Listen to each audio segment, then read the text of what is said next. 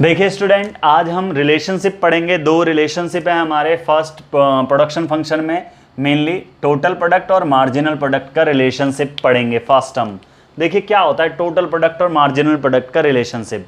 अगर आपको total product marginal product के रिलेशनशिप को समझना है तो ये डायग्राम बड़ा ओड सा लग रहा होगा आपको, लेकिन अगर आप डायग्राम पे फोकस कर लेते हैं ना स्टूडेंट्स तो आपको ईजिली समझ में आ जाएगा। ठीक है, देखिए फर्स्ट मैं आपको थोड़ा सा एक बताता हूँ।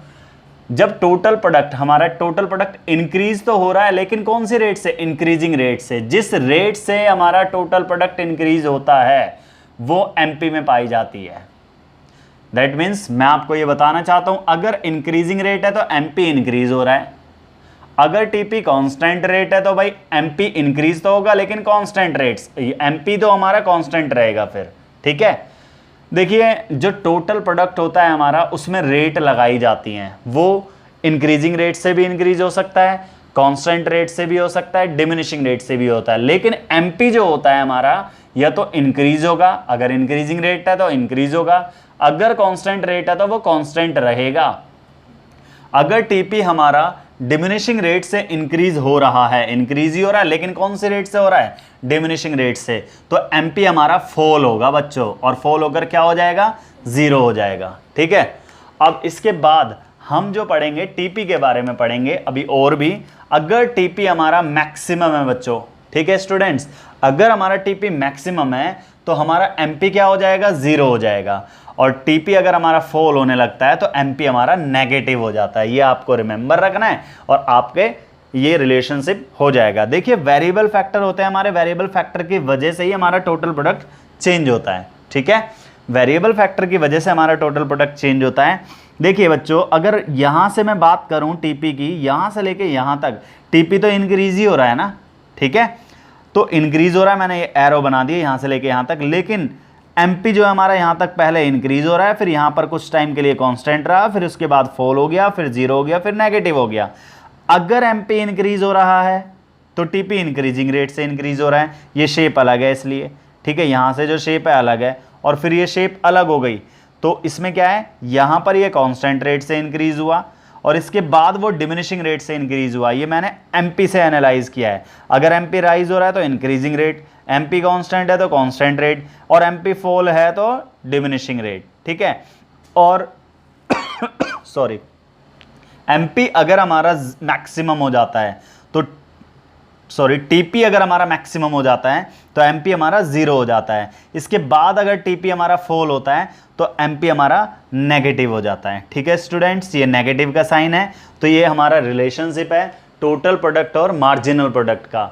अब हम पढ़ेंगे रिलेशनशिप एवरेज प्रोडक्ट और मार्जिनल प्रोडक्ट का रिलेशनशिप पढ़ेंगे। एवरेज प्रोडक्ट क्या होता है हमारा, मार्जिनल प्रोडक्ट क्या होता है? देखिए फर्स्ट आप डायग्राम को ध्यान से समझ लीजिए। अपोजिट यू शेप का होता है हमारा एवरेज प्रोडक्ट और मार्जिनल प्रोडक्ट हमारा अपोजिट यू शेप का होता है।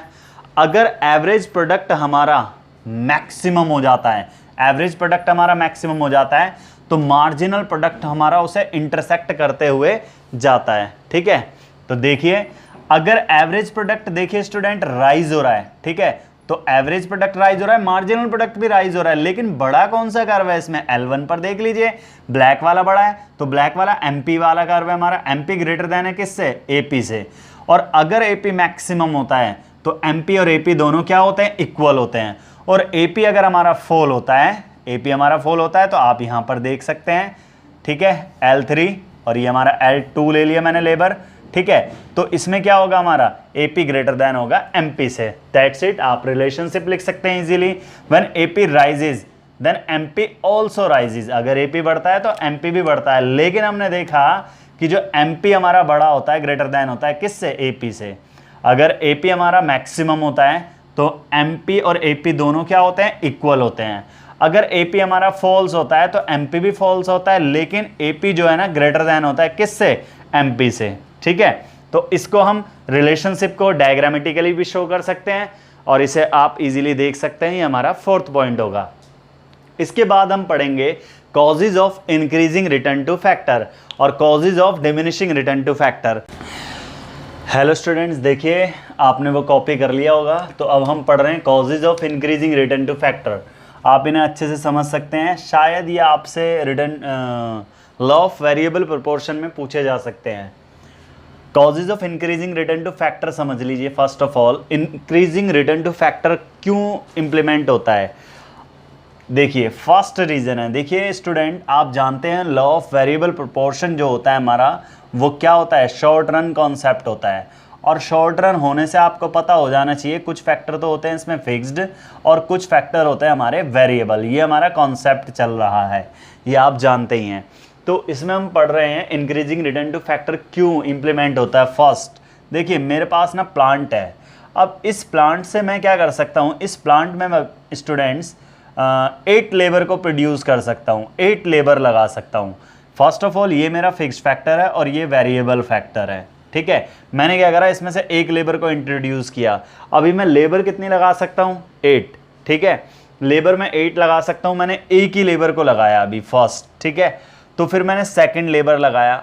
क्या मेरा ये प्लांट फुलर यूटिलाइज्ड हो रहा है? नहीं हो रहा।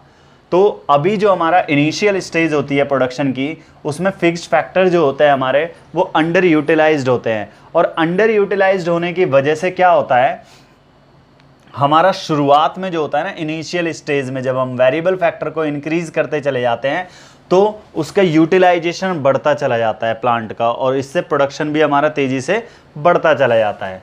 फर्स्ट हमारा कॉज हो गया ये। Second, division of labour.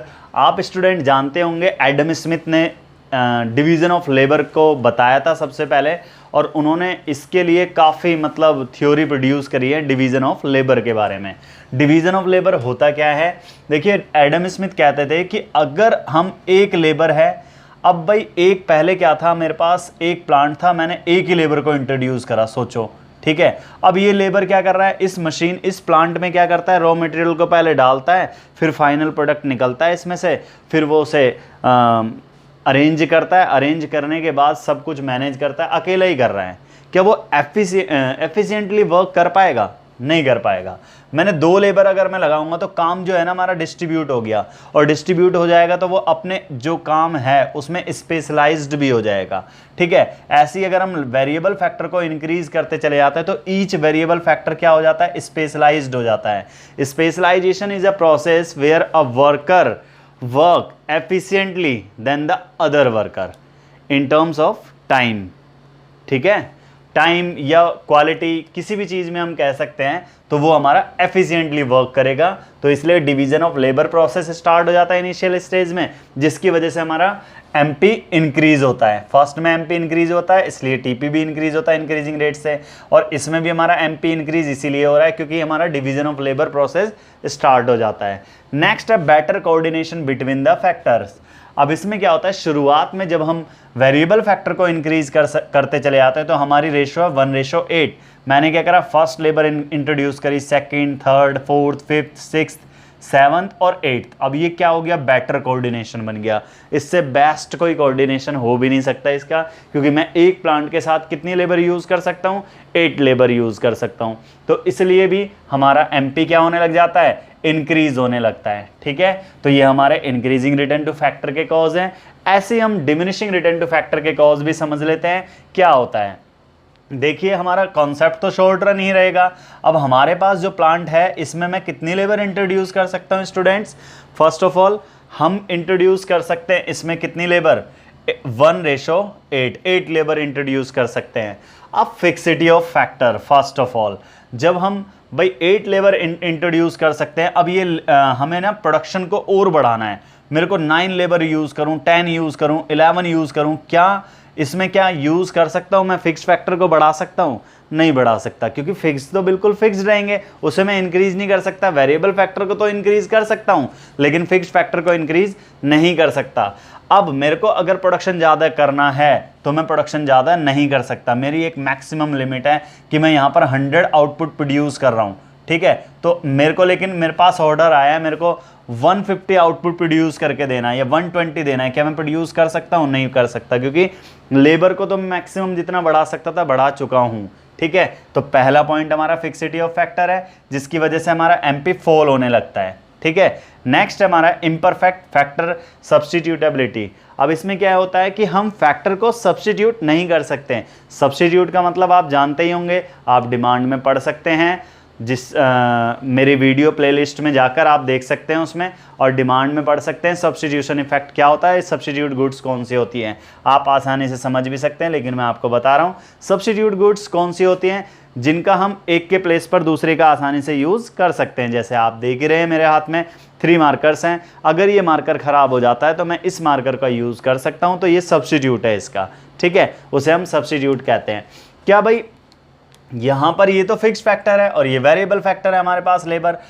हम प्लांट को लेबर में चेंज नहीं कर सकते और लेबर को प्लांट में चेंज नहीं कर सकते, क्योंकि ये फिक्स फैक्टर है और वेरिएबल फैक्टर है। तो इसमें क्या है, इम्परफेक्ट सब्स्टिट्यूशन पाया जाता है, जिसकी वजह से हमारा एमपी क्या होता है, फॉल होने लगता है, क्योंकि हम वेरिएबल फैक्टर को तो इंक्रीज कर सकते हैं लेकिन फिक्स फैक्टर को इंक्रीज नहीं कर सकते। तो ये हमारा एक कॉज होता है। नेक्स्ट है poor coordination between the factors. अभी मैंने आपको बताया इस प्लांट के साथ मैं 8 लेबर को इंट्रोड्यूस कर सकता हूं, बस इससे ज़्यादा नहीं।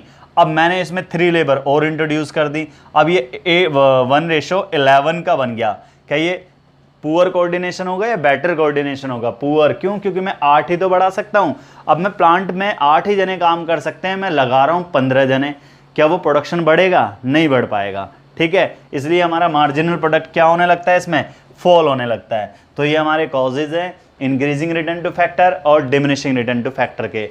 आई थिंक आपको ये वीडियो अच्छी लगी होगी। स्टूडेंट्स, अगर आप इस चैनल पर नए हैं तो आप प्लीज़ चैनल को सब्सक्राइब कर लीजिए, और अगर ये वीडियो आपको अच्छी लगी है तो इसे अपने फ्रेंड्स के साथ शेयर कीजिए ताकि उनकी भी हेल्प हो सके। Thank you.